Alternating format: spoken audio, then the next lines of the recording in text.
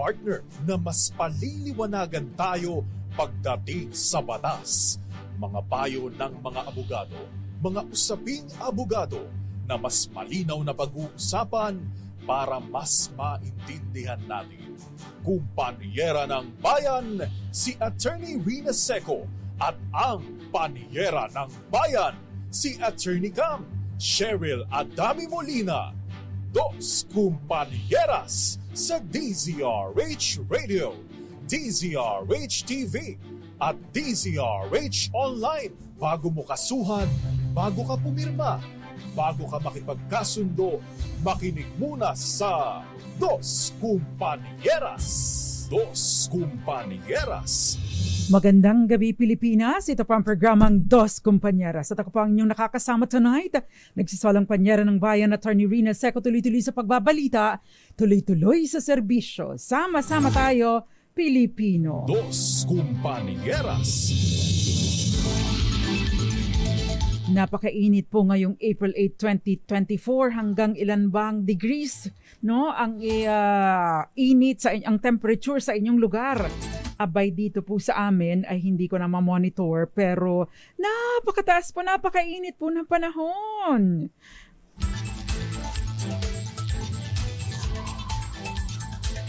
Dito po sa Pasay area ay nasa 32 pero ngayon lubog na ang araw pero feels like 35. Ganun katindi ang init ng panahon tonight. Dos Kumpanyeras. Anyway, samahan niyo po ako hanggang 7:30 ng gabi. Magiging maganda po ang ating talakayan pero bago po yan magkakaroon po muna, no? Paalala po sa mga magbabiyahe dahil meron pong 2 araw na regular holiday. Magkakaroon po ng malakihang taas presyo sa mga produktong petrolyo bukas April 9. Ayon po sa oil industry firms, 155 o halos 2 piso ang taas sa kada litro ng diesel habang 120 naman ang dagdag sa kada litro ng gasolina. Ang kerosene naman ay magmamahal ng 140 kada litro bukas. Ang presyo po ng mga produktong petrolyo ay nakadepende sa paggalaw nito sa pandaigdigang merkado. Dos Kumpanyeras. Marahil po ay nagtataka kayo bakit ako ay naka-picture lamang. Bonus na yan dahil lagi niyo ako nakikita nakamask, no? Pero excuse muna po ako sa video. No? Pero maganda po ang ating talakayan dahil para po ito sa mga OFWs at mga naiwan nilang pamilya dito sa Pilipinas o kaya naman ay mag-a-abroad at kakailanganin ng mga likal na dokumento para magamit sa kanilang pag-a-abroad. Dos Kumpanyeras. Siyempre, kailangan po yung authenticated documents. Ibig sabihin ay dumaan sa proseso as required doon sa ahensya o kaya ay sa kumpanya na pagbibigyan or kung saan isasubmit itong mga dokumentong ito. Kapag ganito ba, ano ba ang dapat na gawin? Dos Kumpanyeras. O kaya naman, bigla-bigla, nasa ibang bansa ka, meron kang kaso sa Pilipinas? Paano na nga bang mangyayari sa'yo? O kaya naman, halimbawa, meron ka na palang warrant of arrest. Pagkatapos sabi ng kaanak mo dito sa Pilipinas, abay ate, kuya, may warrant of arrest ka na. Ano ba ang pwede mong gawin? Ikaw ba ay pwede bang mag-i-issue po ako ng special power of attorney? Yung kapatid ko na lang po ang pupunta sa arraignment. Pwede bang mag-issue ka ng special power of attorney, no? Para sabihin na magpapiyansa po ako, yung kapatid ko po ang haharap dahil ako po ay nasa ibang bansa. At kapag ka po ganito, ano ba ang pwedeng mangyayari sa kaso mo? Dos Kumpanyeras. Yan po at iba pa ang ating tatalakayin tonight. Pero, pwede po kayong sumali sa ating talakayan dahil live po tayo. Meron po tayong text line 0919-282-6485. At syempre, pwede pa rin po kayong magpadala ng inyong mga mensahe sa DZRH TV 4K live stream bilang comment sa live broadcast natin tonight at sa DZRH Dos Kumpanyeras Facebook Live. Dos Kumpanyeras. Meron din po tayong malakas promo kung saan, isa po ang mananalo ng tig 500 pesos at lahat po ako po ay wala ng utang sa inyo. Wala na po kaming utang sa inyo dahil naipadala na po namin lahat noong Saturday. Yung iba dahil nagkaroon lang ng conflict sa number, yung isa kaninang umaga yata naipadala. Pero no? Pero lahat po yan ay naipadala na. Yung mananalo natin tonight ay ipapadala po natin on Saturday. So ganito pa rin po ang sistema natin sa DZRH Dos Compañeras. Every Saturday ang padalahan ng inyong mga premyo. Simula po this Saturday. Dos Compañeras. Okay, umpisahan na po natin ang ating talakayan para makarami tayo ng masagot. Dahil alam ko, no, maraming mga OFWs na nanonood sa atin at gayon din yung mga kamag-anak nila ay willing matuto kaugnay sa ating talakayan tonight. Dos Compañeras. Kapag ka po, no, tayo ay magtatrabaho sa ibang bansa, karaniwan na tayo ay maglalakad ng dokumento dito sa Pilipinas. Pero kung nasa ibang bansa na, pagkatapos ay merong transaksyon dito sa Pilipinas, say for example, bibili po ng lupa dito sa Pilipinas, no? Syempre, kapag ka nandun sa ibang bansa, medyo may malaki-laki ang sweldo, no? Nabasa ko online, no? At nakimarites na din ako sa mga kababayan natin sa Dubai. Magandang hapon po muna sa mga kababayan natin dyan sa Dubai na maraming nanonood sa atin dyan at meron pang nakakilala sa akin dyan dun sa isang mall, no? Ang basic pay pala doon, pinakamababang sweldo sa Dubai ay 40,000 pesos. Ayan, medyo malaki-laki na kumpara dito sa Pilipinas. Dos Compañeras. Pero kung halimbawang yung mga nurses as high as 250,000 plus pa yung sweldo, no, doon sa Dubai. So, malaki. Kaya nga mas malaki ang tsansa na makaipon, makapag-adhika, makabili ng ari-arian dito sa Pilipinas. Kaya lang, no, kadalasan ang nangyayari, nanay, tatay, bibili ako ng lupa at bahay, bibili ako ng kondo dahil nandito pa ako sa Dubai o kung saan mang bansa kayo naroroon, ipangalan niyo po muna sa inyo. Ay pagkatapos dadating ang panahon, hindi na naasikaso ang dokumento, nakapangalan ka na nanay at tatay, namatay si nanay at tatay. Pagkatapos, yung ibang mga kapatid nagkakaroon ng interest sa property, ay hindi. Paghahatian natin lahat yan dahil nakapangalan ka na nanay at tatay yan. Dos Compañeras. Yan po ang pinag-uugatan ng mga problema. Kaya naman, ano nga ba ang dapat ninyong gawin kapag ganito? Mahalaga po na properly documented at merong tamang sinusunod natin yung tamang proseso at mga tamang requirements to ensure naman din na yung mga pinaghirapan natin o investment natin ay hindi nawawala na lang basta-basta just because nagkamali tayo ng diskarte sa ating investment. Dos Compañeras. Ano nga ba ang kailangan kapag ganito? Pwede po kayong issue ng special power of attorney, no? Para po asikasuhin ang pagbili ng property in your favor o kaya naman magbenta ng property on your behalf.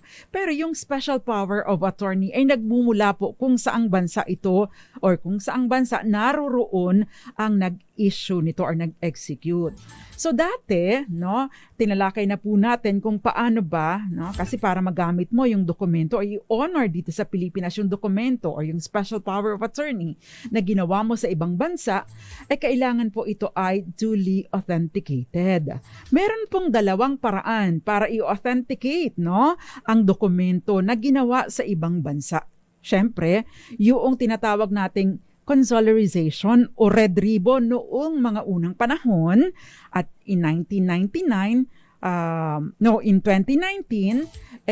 naging signatory po tayo dun sa The Hague Convention kung saan, dito po ino-honor na yung authentication sa pamamagitan ng pag-apostle. Hindi na kailangan pang idaan sa embahada, kagaya noong usual na ginagawa na sa red ribbon. Ayan, yun po yung advantage nito. Ayan. So, Dos Compañeras. Hindi naman po ito ibig sabihin na yung red ribbon ay hindi na tinatanggap, Yung red ribbon or consularization ay applicable pa din po kung nandoon kayo sa bansa na hindi signatory sa The Hague Convention. Ito pong Hague Convention na ito ay nag-umpisa po noong anong tawag doon? Noong 1961, kung saan nagkasundo yung mga bansa na i-honor na yung dokumento Instead of authentication certificate o yung red ribbon as proof of authentication, ito na pong tinatawag na apostille. I would like to correct myself. We became a signatory to the Hague Convention in May 14, 1999, not in 2009. Ayan.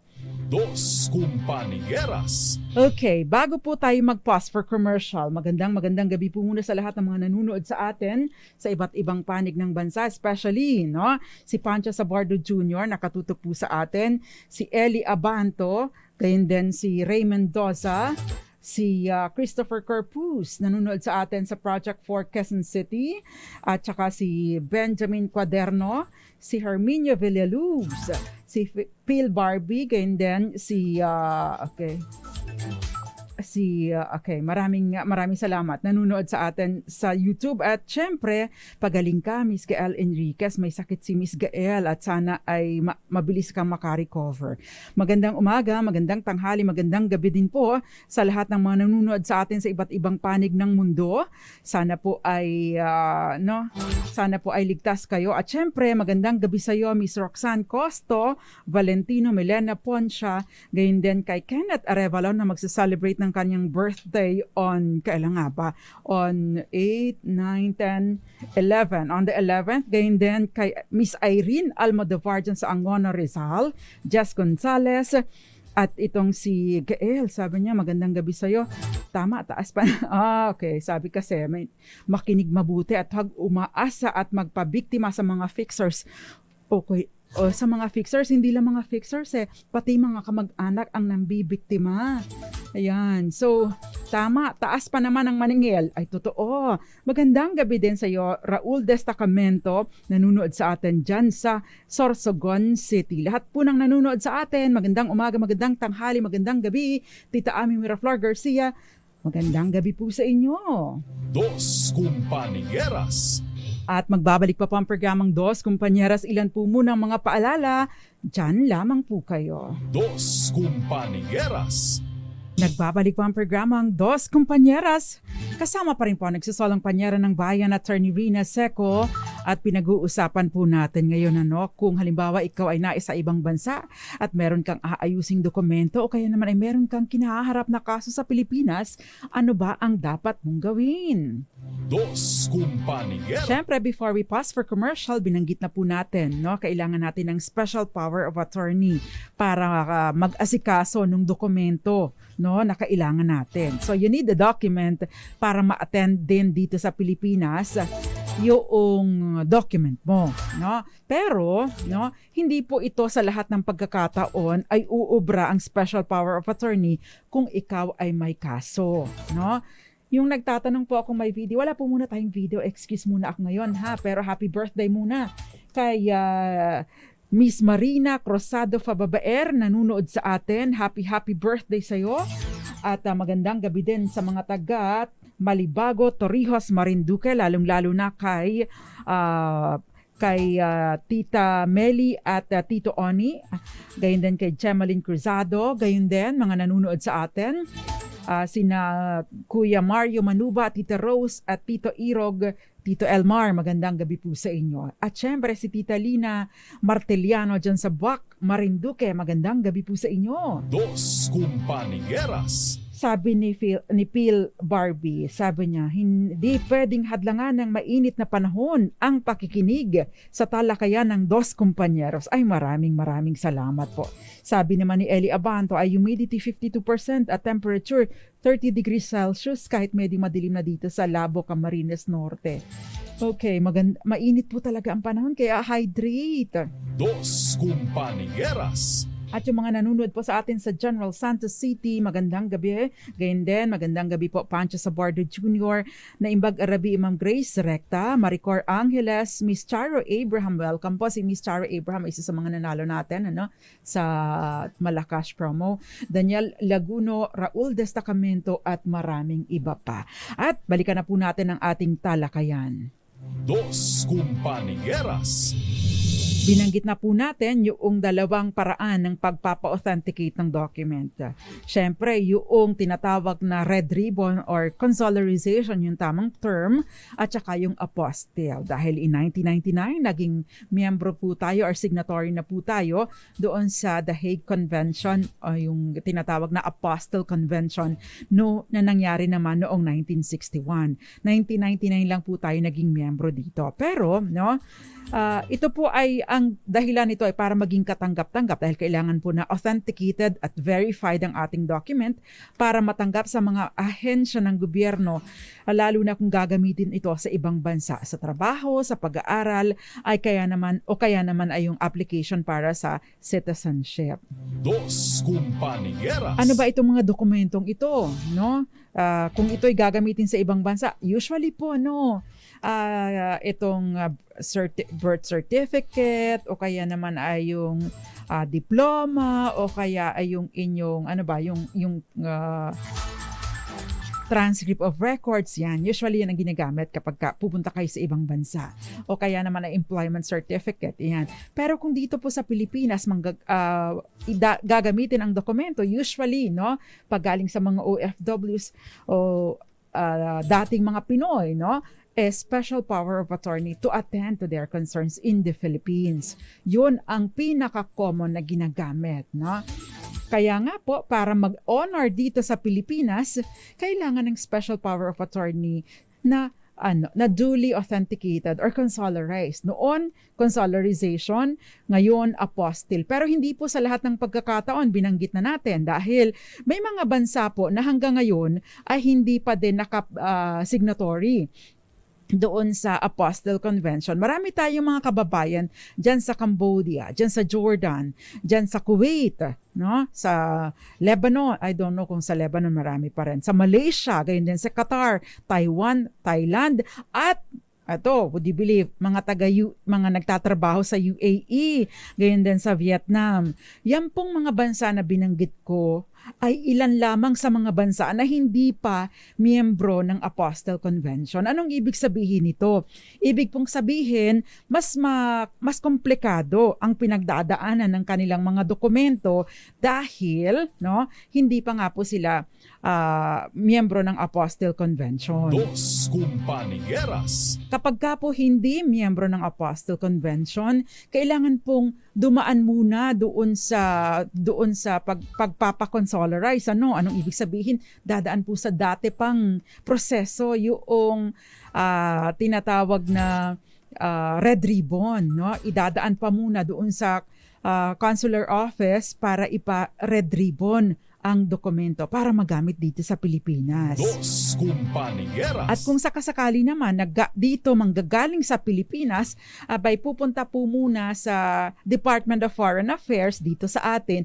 Pagkatapos ay pupunta kayo doon sa embahada ng bansa kung saan gagamitin ang dokumento. Say for example, no, gagamitin ninyo ang dokumento sa Dubai, no?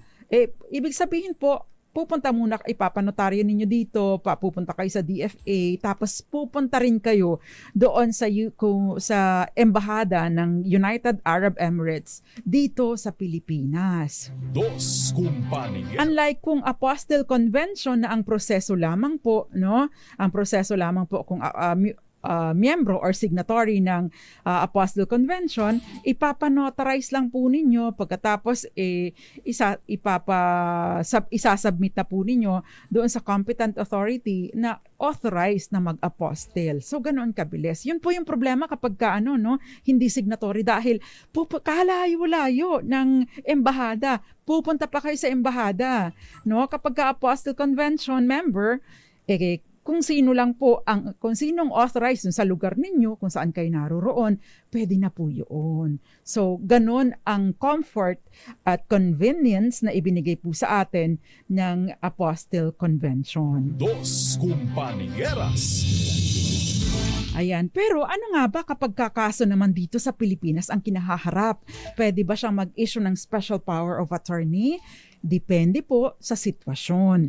Kapag po kriminal na kaso ang kinahaharap ninyo, hindi po kayo pwede mag-issue ng special power of attorney para kayo ay humarap, no? Para ibang tao ang humarap para sa inyo sa kaso na inyong kinahaharap sa korte, no? Lalong-lalo na may 2 stages na dapat ay present, no? Yung kinasuhan sa kapag ka-arraignment at saka pagbasa po ng sakdal. O idagdag pa natin kung halimbawa ay siya ay magte-testify, no? So yun po yung mga instances na kailangang humarap ang isang akusado sa kaso o sa korte. Dos Kumpanya. Pero sa civil case naman po, hindi ito problema dahil maari pong umusad ang kaso kahit pa wala kayo sa Pilipinas. Pwede lang po kayo mag-issue ng special power of attorney, duly authenticated, no? Consularized o kaya naman ay apostilled at ino-authorized ninyo ang inyong kung sino man ang inyong pinagkakatiwalaan na mag-attend, no? Mag-attend para sa inyo. Dos Kumpanieras. Yan. So, sasagot na po tayo ng mga questions. Magandang gabi po muna kay Federico Bagisi, Jean Salmorin Adriano, Wilson Aldea, nanonood sa atin sa Zambales, at syempre, Ginoong Pancho Sabordo Jr. Happy birthday daw kay Uncle Romeo. Ang pagbati mula kay Federico Bagisi. Dos Kumpanieras. Again, meron po tayong DZRH Malakas promo. Ang tanong, ano ang tawag sa process of authentication o ano ang authentication ng dokumento para magamit ito sa ibang bansa, sa ibang bansang pumirma sa 1961 Hague Convention. Ipadala po bilang private message kasamang inyong lugar kung nasaan kayo at ang inyong GCash number para dyan po ako pipili ng mananalo tonight. Dos Kumpanieras. Okay, first question po natin ay, nag-iisip po kami ng asawa ko na bumili ng lupa sa Pilipinas para kapag for good na po kami ay may titirhan kami habang medyo mababa pa po ang presyo ng lupa ngayon. Ang tanong ko po, attorney, number 1, pwede po ba kaming bumili ng lupa sa Pilipinas kahit naturalized Canadian citizens na po kami? Plano po kasi naming mag-dual citizen pag nag-retire na po kami. Kung allowed po ba, pwede po kayang sa kapatid o parents muna ng asawa ko ipangalan? Dos Kumpanieras. Okay, ito po yung danger, no? Unang-una, ito po ang danger po, no? Nang kapag ipapangalan po ninyo sa kung kanino ang property na binibili ninyo, gayong ang intensyon naman pala ninyo ay ito ay para sa inyo at hindi ito bilang donasyon o regalo para sa kanila.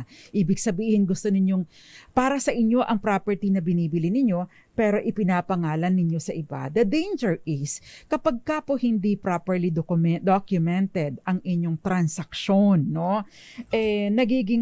Nagiging problema po kung sakasakaling halimbawa po ay since nakapangalan sa kung kanino ito, pwede niyang ibenta, madali niya itong maibebenta, maisang lao, kung ano mang gawin niya dahil nasa kanya ang dokumento. Nasa kanya ang pangalan ng dokumento. So halimbawa ako, sa akin ninyo ipangalan, bagaman at ito ay kay Norman Moraga pala, ipinangalan niya sa akin, walang magiging hadlang, no, para ito ay ibenta ko dahil unang-una nakapangalan ko nakapangalan sa akin ang dokumento, pwede ko itong ibenta. At yung bibili nito sa akin, in good faith yan dahil syempre wala namang niya titingnan na kung ano pa maliban doon sa kopya ng titulo. Dos Kumpanieras. Kaya nga po importante, mag-issue na lamang kayo ng special power of attorney, no, para i-authorize, no, itong attorney in fact, no? Ang tawag po doon sa ino-authorize ninyo ay attorney in fact. Anong ibig sabihin nito? Kailangan ba attorney ito? Hindi po. Yung totoong abogado, attorney at law, yung inuutusan ninyo na gumawa ng mga bagay para sa inyo ay tinatawag na attorney in fact. Ibig sabihin, inuutusan nyo, ini-empower ninyo na parang kayo na din ang gumawa, no? Yung epekto nito ay parang kayo na din ang umaksyon, hindi yung inutusan ninyo. Yan. Ganun po ang epekto noon. Now, pwede po ninyong isa-laysay doon kung ano yung mga powers na bumili at bumili ng property sa aking pangalan. no? At pumirma, ibigay ang bayad, no? Kasama na din mag-asikaso ng mga dokumento para sa transfer, magbayad ng buwis at gawin, no? I-register, no? Or ilipat ang titulo ng property sa aking pangalan, wag na sa kanila. Dos Compañeras. Dahil kapag ipinangalan mo pa sa kanila, ay delikado, no? Malaking pagsisisi. Yan. So, yun po ang importante doon. Ang question niya ay, pwede ba kami makabili kahit naturalized citizen? Yung po mga former Filipino citizens ay allowed naman. May limitasyon na lang. Depende po sa lugar, yung at kung ito ba ay agricultural o kaya naman ay residential. So nagmamatter, but pwede pa rin po kayong bumili. But for dual citizens, no? Parang bumabalik lang din po kayo sa sitwasyon na kayo ay mga walang nagbago sa inyong pagka-Pilipino, and therefore, yun pong pagbili ng property ay wala naman pong hadlang. Dos Compañeras. Ang tanging restrictions ay yung restriction na nag-a-apply sa bawat Pilipino. Yung may tinatawag na hanggang anong laki ng sukat ang pwede mong maging pagmamay-ari. Dos Compañeras. Again, I wouldn't advise na kung bibili ng property ay ipapangalan sa iba kung ang intention ninyo ay itong property na ito ay para sa inyo. Huwag pong ipapangalan kung kani-kanino, at kapag halimbawa sa magulang inilagay, no?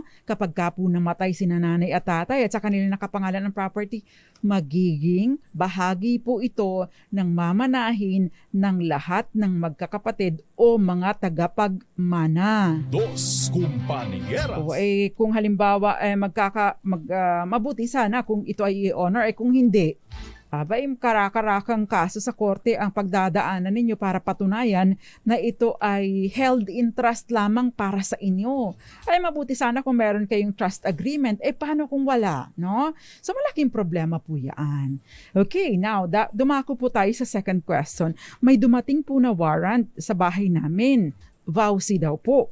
Nandito po ako sa Saudi. Pwede po bang magpa-special power of attorney sa kapatid ko para siya ang mag-attend sa hearing habang nasa Saudi ako? Dos Compañeras. Ang VAUSI po, Violence Against Women and Their Children, or RA 9262 violation, ito po ay in a nature criminal na kaso, and therefore kailangan po na personal kayo ang mag-a-attend. Hindi po maaaring mag-issue kayo ng special power of attorney para umattend ng hearing o para umattend ng ng arraignment, no?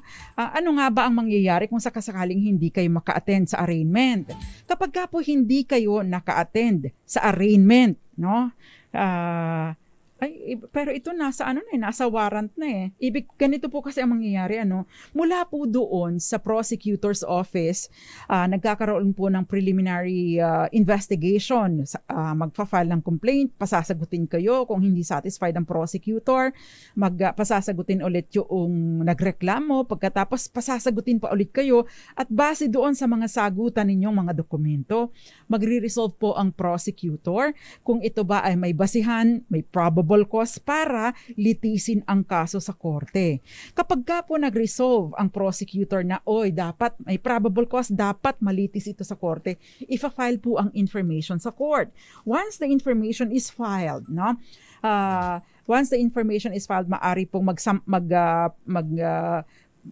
mag-move na si prosecutor na mag-issue ng warrant of arrest, para kayo ay maaresto, or kaya kung wala pang aresto, wala pang warrant of arrest, magpapatawag po ang korte, ipapatawag po kayo ng korte para po sa tinatawag na arraignment. Diyan po kayo tatanungin kung guilty or not guilty.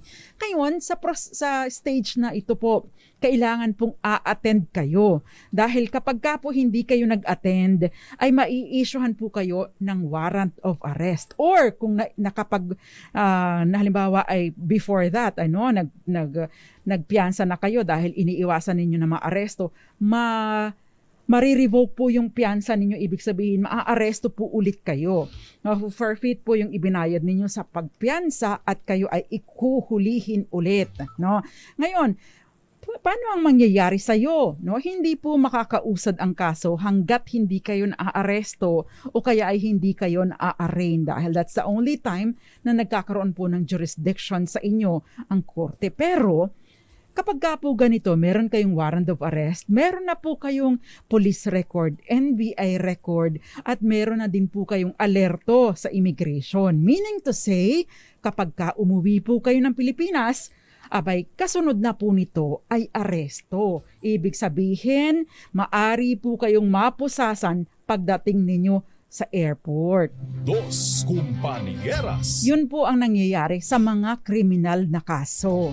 So, ang arraignment at ang pagsasampa po or pagpapiyansa po ay kailangan personal. Bakit? Di ba't pinipicturan po, no? Hindi naman pwedeng ang inaaresto si Juana de la Cruz. Rina Seco ang mag-a-appear at siya ang magmamugshot. Siya din ang magpapiano, di ba? Kinukuhanan yung thumb mark, no? Hindi po ganun.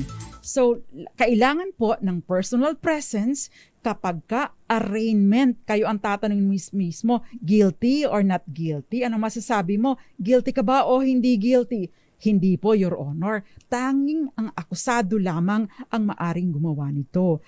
The same way, kapag ka po piyansa, personal na ginagawa ng kinasuhan. Dos Compañeras. Ibang usapin kapag ka po civil na kaso. Dahil sa civil case, maari pong magtuloy-tuloy ang kaso kahit wala yung kinasuhan sa kasong sibil. Ang mangyayari lamang po kung ano yung mga naging patunay, ebidensya nung naghabla, ayun po ang magpagbabasihan. Dahil hindi kayo nag-participate, ay sorry na lang kayo. Dos Compañeras. Kaya nga po, yung special power of attorney, pwede rin po yon sa civil cases. O mag-i-issue ako ng special power of attorney para sa abogado ko at ako na lang ang ako na lang ang tawag doon, si lawyer na lang ang bahala sa akin, kami na lang ang mag-uusap. Pwede po yun sa mga civil cases. But in criminal cases, kahit may abogado ka pa, hindi pa pwedeng si attorney lang ang pupunta. Dahil sa arraignment at saka sa pagpapiyansa, personal dapat. Dos Compañeras. Magandang gabi din sa iyo, Jason Abulencia. Maayong gabi, Ma'am Nelia Licong. Gayon din kay Modesta Pantaleon. Sabi ni Gael Enriquez, naku, mag-SPA na lang para at least under your name pa rin ang bibilhin mong property. Tama. Okay. Now, my next question before we pause for commercial. Sabi niya, nagkaayos na po kami, attorney, pero lumabas na may warrant of arrest pa rin ako. Pwede po ba akong magpapiyansa kahit nasa ibang bansa ako? Ayan. Dos Compañeras. Actually, hindi mo po ito magagawa. Again, kapag ka magpapiyansa, personal ang appearance, ikaw magshot ka, magpapapicture ka, at the same time ay magpapiano ka. Yun yung joke eh. Kapag ka kinukuhanan ng mark yung fingerprint, no? Yung magkabilang yung both hands, no? So ito po ay personal. Hindi pwedeng fingerprint yung kapatid mo o yung ibang tao kasi inauthorize na kumuha. Inauthorize na mag-attend para sa hindi po ito inaalaw. Ngayon, no? Kung may lumabas na warrant, no? At pwedeng magpiyansa, kailangan mo munang umuwi dito sa Pilipinas para ikaw ay makapagpiyansa. Otherwise, kapag ka ikaw ay bumalik dito sa Pilipinas, ito pala yung nagkaayos na sila. Halimbawa, pero lumabas may warrant, pero nakapag-ayos na. Ang mag-importante po dyan, sa anong paraan po kayo nagkaayos? Is it documented, no? Ang pinakamaganda pong gawin ninyo para matapos ng inyong problema, umuwi kayo sa Pilipinas, mag-file kayo ng piyansa, pagkatapos, ang sunod na gagawin po ninyo, kapag ka nagkaroon na ng schedule ng hearing, ima-manifest po ninyo na judge, nakapag-ayos na po kami, katunayan, narito po ang dokumento. Para po, no, ma-dismiss na yung kaso, at the same time, mabawi din ninyo yung piyansa na ibinayad ninyo. Ayan. Dos Compañeras. So the proper process would be, no, magpiyansa kayo, and that is personal. Pagkatapos saka kayo mag-move, no, na ma-dismiss na yung kaso on the ground na nagkaayos na kayo. Dos Compañeras.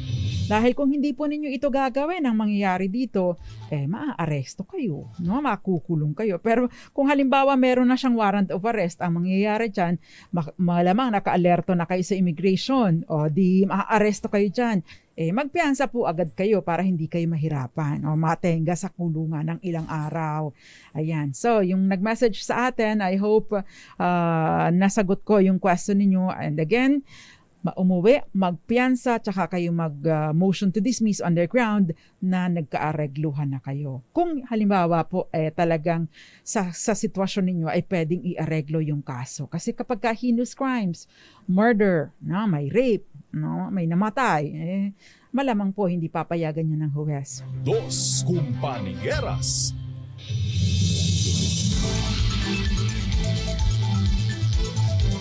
Okay. Meron pong comment dito.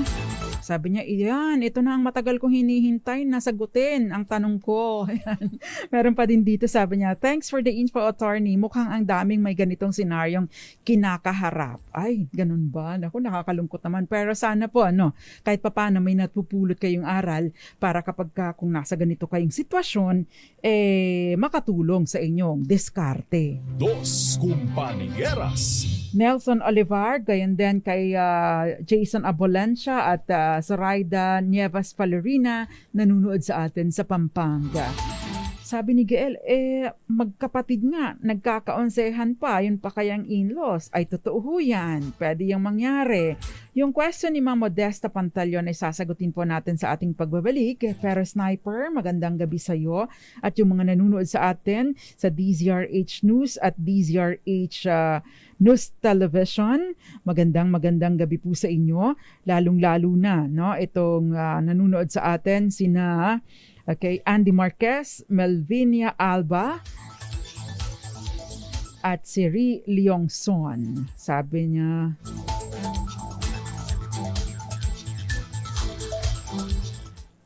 ano daw ang pwedeng ikaso sa lalaki, 2 babae sa isang bahay pero may anak, ang isa buntes. Ano kaso? Ay, depende po. May asawa po ba?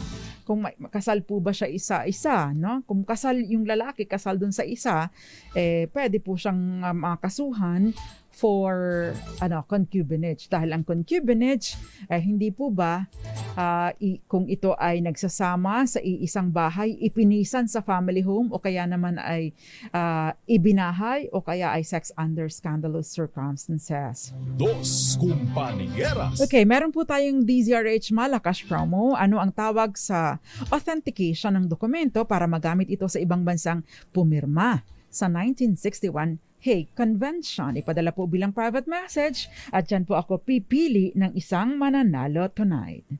Dos Compañeras. At magbabalik pa ang programang Dos Compañeras. Ilan po munang mga paalala, dyan lamang po kayo. Dos Compañeras. Nagbabalik po ang programang Dos Compañeras. Kasama pa rin po nagsasalang panyara ng bayan, Attorney Rina Seco. At syempre, tinatalakay po natin ngayon yung tungkol sa authentication ng dokumento. Para po kung sakasakaling may problema kayo dito sa Pilipinas o meron kayong transaction, I hope hindi problema kundi transaction. Dahil syempre, as much as possible, wala dapat problemang ganito. At ang mga problema po, yung mga problemang legal ay naiiwasan lamang natin kapag tayo ay informed, kung alam natin kung ano yung dapat na kinukomply natin para din ma-ensure na yung ating investments, ating transaction ay hindi maaabuso ng iba. Dos Compañeras. O hindi tayo madadaya, magugoyo, ano bang ibang term sa magugoyo. Magandang gabi po muna, Modesta Pantaleon, ganyan din kay Jinky Porle Andrade. Kabayan, magandang gabi sa iyo dyan. Kamusta baga sa Marinduque? Si Eusebio Garcia Jr., gayon din kay Flor Bantique. Sabi niya, salamat po, attorney. Very interesting topic. Some of it in my interest too. Very clear po information ninyo sa akin na malaman ano yung topic. Greetings po from Europa, Netherlands. Magandang, anong oras ba dyan sa inyo? Ma'am Flor Bantique? Ma'am ba kayo o sir? Kasi may kilala akong Flor pero lalaki. Magandang gabi din sa iyo. Masanta Shalabi, Pilipinas, Jason Valencia, Marlene Copino, magandang gabi po. Loida Ibanez Sacramento, dyan sa Santa Rose sa Laguna, St. Rose. Magandang gabi po sa inyo. Marvin Hamak Salvidos, magandang gabi din. Princess Calvin M, nanonood sa atin. Rodel Anesio and Jerome Herome, magandang gabi sa iyo. Si Ma'am Modesta Pantalyon, merong question. Sabi niya, yun pong manugang ko ay hindi pa nakaka-renew ng passport. Nasa Saudi lamang mula 2019. Tingin ko po ayaw siyang bitawan ng employer. Bali 8 persons pinagsisilbihan niya. Naku, abuso ito. Binigyan na lahat ng kailangan. Birth certificate authenticated from PSA 2022 pa ng July at voter certificate. Ngayon naman po, Ramadan baka daw atakihin sa puso ang employer na matanda dahil sa gutom. Pwede pong mag-coordinate kayo doon sa ating Philippine Consular Office o kaya naman sa OWA, Overseas Workers Welfare Administration. Baka po pwede ninyong pwede kayong masakluluhan ng ating mga nasa gobyerno. Siyempre, Arlene Nisco, meron siyang question pero hindi ko mahanap yung kalahati ng kanyang question kasi buhay pa po ang tita ko, pilit po nila kinukuha yung mana nila. Tama po ba yun?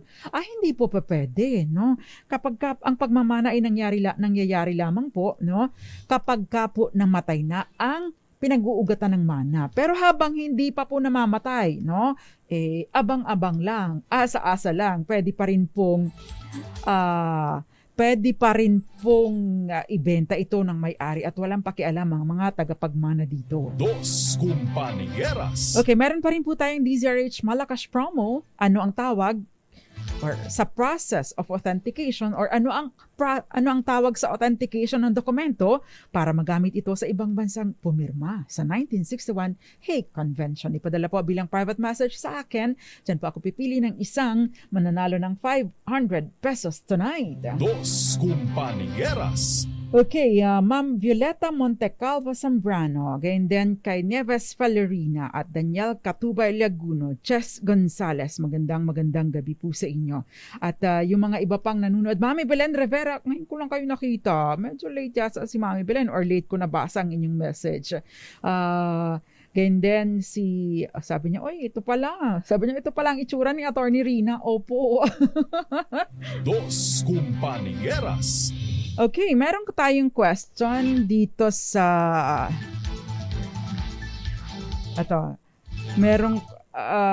sabi niya, paano naman po attorney kung yung taong kakasuhan mo ay pumunta sa ibang bansa at lahat ng summons na pinadala ng barangay ay sinasabi niyang walang tumatanggap, ano po ang gagawin ko? Dos Compañeras. Tuloy niyo po ang kaso. Dahil kung ito po ay halimbawa, hindi niya sinisipot, mag-i-issue na po or manghingi na po kayo ng certificate to file action in court or certificate to file action kasi kung depende po kung anong kaso ang isasampanin niyo, criminal ba, syempre dadaan kayo sa prosecutor's office o kaya naman ay civil, diretso na po kayo sa korte. Either way, may problema po siya kapag umuwi siya dito sa Pilipinas. Dos Compañeras. Okay, si Janice, tanong ko lang po attorney kung pwedeng ang kapatid ko po sa Pilipinas ang mag-submit ng requirements ko sa small claims para mag-file ng civil case pero ako po ang haharap sa hearing namin. Kailangan ko pa bang magpadala ng SPA? Salamat po. Kailangan po ninyong magpadala ng special power of attorney kapag ka po siya ang magsasampa ng kaso. No? Pwede po kayong mag-appear later on sa hearing ninyo kung gusto ninyo mag-testify kayo. Actually, hindi na kayo magte-testify kasi kailangan lang may mga affidavit lang po Dapat lang po mag-execute ng affidavit, Miss Janice. Pero pwede po kayong mag-issue ng special power of attorney para sa inyong kapatid. Dos Compañeras. Meron pa rin po tayong question dito. Attorney, paano po ba malalaman kung may kaso ako? Sabi kasi sa akin kakasuhan niya ako, pero wala naman po ako natatanggap galing sa korte. Okay? Ano po bang kasong ini-expect ninyo? Tsaka kung halimbawa po, kung ito ay civil na kaso lamang, saan po nagkaroon ng transaksyon no, pwede po niyang i-check din doon kung saan siya nakatira, no? Ma-check po ninyo yan sa korte. O kaya kung saan kayo nakatira yung court, kung saan na nakasasaklaw o nakasasakop sa residence niya o kaya sa residence niyo o kung saan kayo nagkaroon ng transaksyon.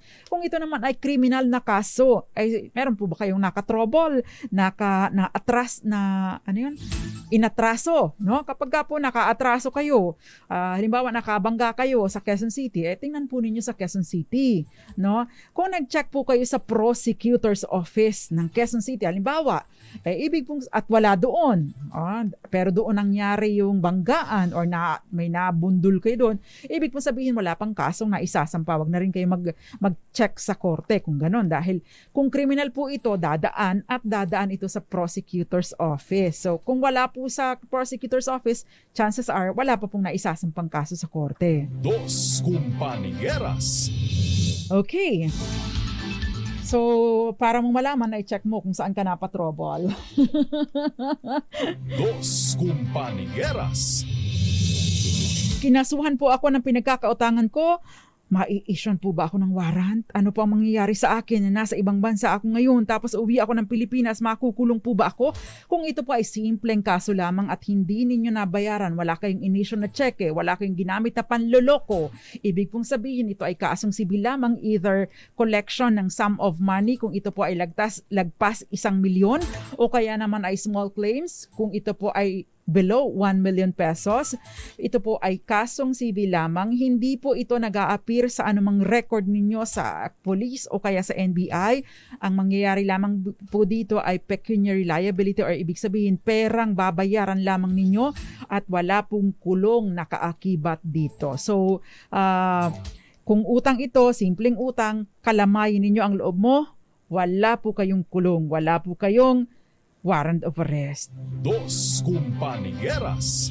Okay, ang bilis ng oras. Ang tanong sa ating DZRH Malakas Promo. Dos Compañeras.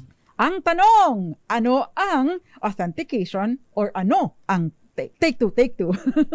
Ano ang tawag sa authentication ng dokumento para magamit ito sa ibang bansang pumirma or nakapirma sa 1961 The Hague Convention? Ang sagot, syempre, apostille. At ang winner natin tonight, ang dami pong mga sumagot, pero iisa lang kasi ang pwedeng manalo. Kung pwede nga lang kayong panalunin lahat, di gagawin ko na. Kaso isa lang di ko naman pwedeng abunuhan. Okay, ang winner po natin tonight, sumagot, nakafollow siya sa atin. Congratulations sa iyong sagot niya, apostille. At meron na siyang GCash number, pero hindi niya naman nilagay kung saan kayo. Sir Romel Palangka, ang sagot niya, Apostle, Romel Palangka, 0917, blah, blah, blah.